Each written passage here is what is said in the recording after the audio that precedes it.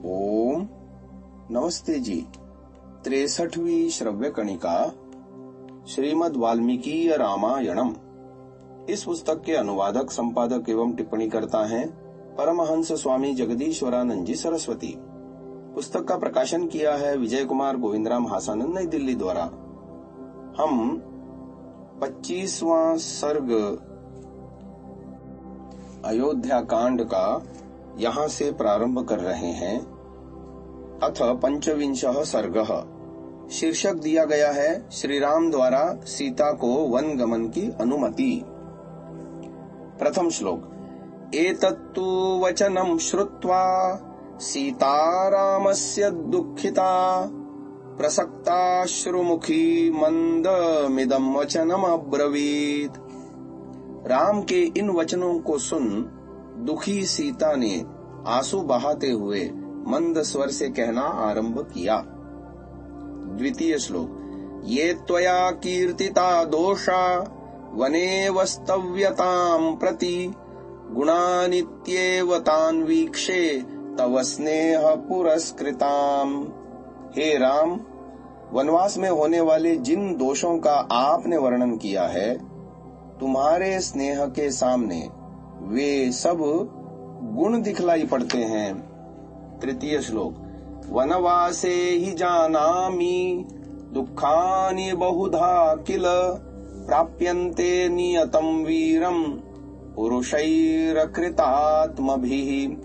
हे वीर, वनवास के दुखों को मैं अच्छी प्रकार जानती हूँ, परंतु ये दुख उन्हीं को होते हैं जो अजितेंद्रिय होते हैं, अन्यों को नहीं। चौथा श्लोक।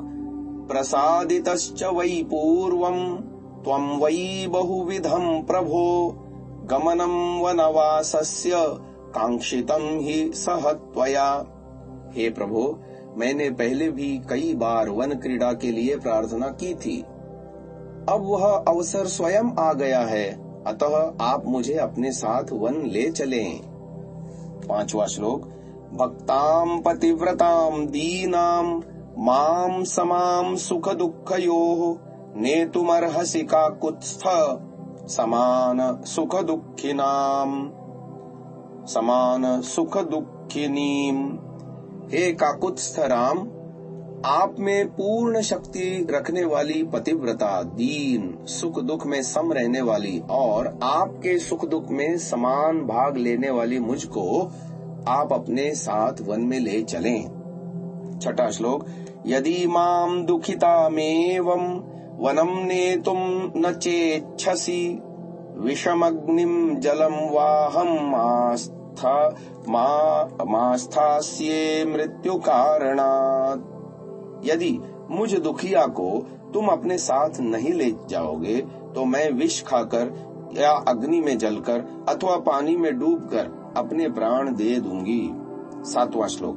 एवं बहुविधं तं सा याचते गमनं प्रति नानुमेने महाबाहुः काकुत्स्थो बहुवसान्त्वयत्। इस प्रकार श्री राम के साथ वन में जाने के लिए सीता ने अनेकों प्रकार से प्रार्थना की, परंतु राम ने उन्हें वन जाने की अनुमति नहीं दी और वन न जाने के लिए अनेक प्रकार से समझाया।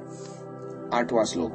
सांत्व्यमाना तु रामेण मैथिली जनकात्मजा प्रणयाच्चाभिमानाच्च परिचिक्षेप राघवम्।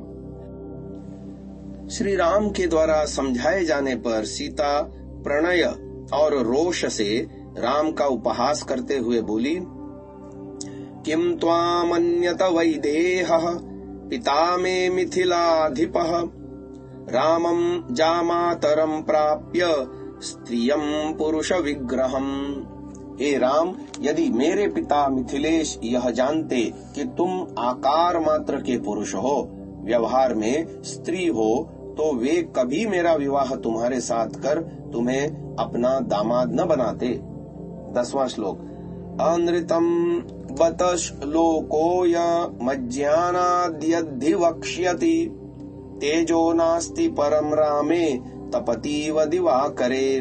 अहो खेद है, लोग अज्ञानवश कहते हैं कि राम सूर्य के समान तेजस्वी हैं, परंतु वास्तव में इनमें तेज है ही नहीं। 11वां श्लोक।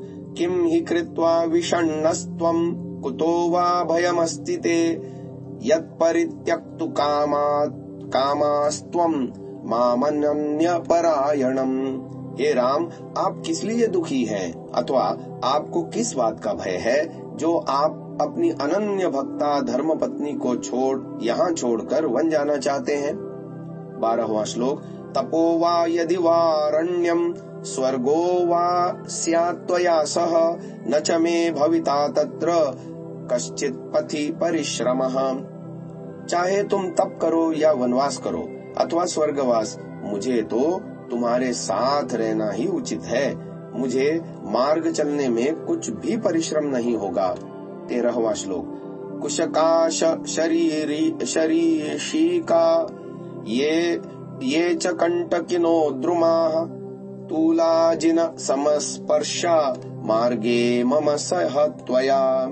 मार्ग में आपके साथ चलते समय कुश, काश, सरकंडे आदि तथा कांटेदार वृक्ष मेरे लिए रुई तथा कोमल मृगचर्म के स्पर्श की भांति जान पड़ेंगे। 14वां श्लोक। महावात समुद्भूतम यन्माम अपकारिष्यति रजोरमण तन्मन्ये परार्घ्यमिव चंदनम। हे राम, आंधी से उड़कर जो धूल मेरे शरीर पर आ पड़ेगी उसे मैं चंदन के समान समझूंगी। 15वां श्लोक।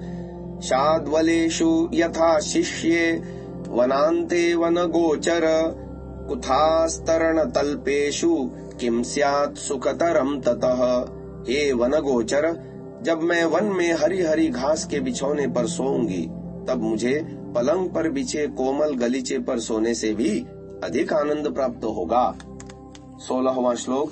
पत्रम मूलम फलम त्वल यत्त्व मल्पम वा यदि वा बहु दास्यसि स्वयमाहृत्य तन्मे मृतरसोपमम्। जो भी थोड़े या अधिक पत्र, मूल, फल आप स्वयं मुझे लाकर दिया करेंगे वे मेरे लिए अमृत रस के समान होंगे। 17वां श्लोक। न मातुर न पितुस्तत्र स्मरिष्यामि न वेश्मनः आर्तवान्युपभुञ्जाना पुष्पाणि च फलानि च।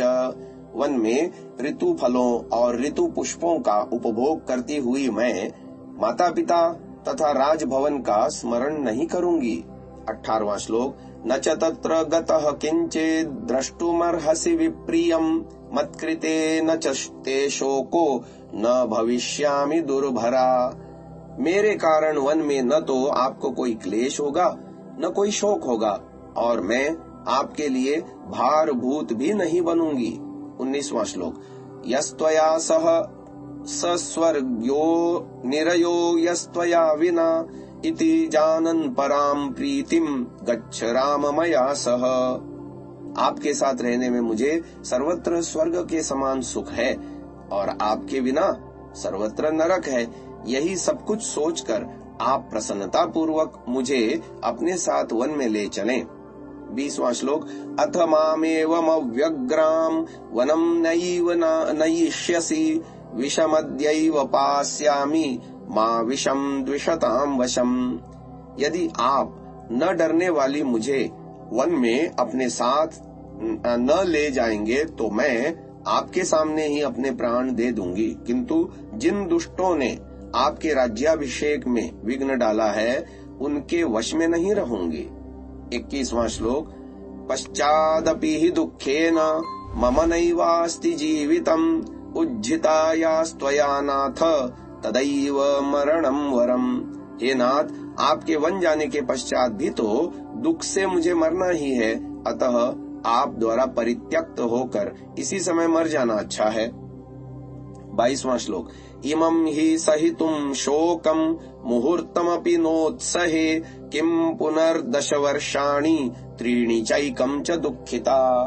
मैं आपके वियोग के शोक को एक क्षण भी नहीं सह सकती, तब 14 वर्षों के वियोग को भला कैसे सह सकती हूँ। इति सा शोक संतप्ता विलप्य करुणं बहु चुक्रोशपति मायस्ता वृषमालिंग्य सस्वरम। इस प्रकार शोक से संतप्त शिथिल अंगों वाली सीता करुण विलाप कर पति का गाढ़ आलिंगन कर उच्च स्वर से रोने लगी। आज की इस श्रव्य कणिका को यहीं पर विराम देते हैं। ओम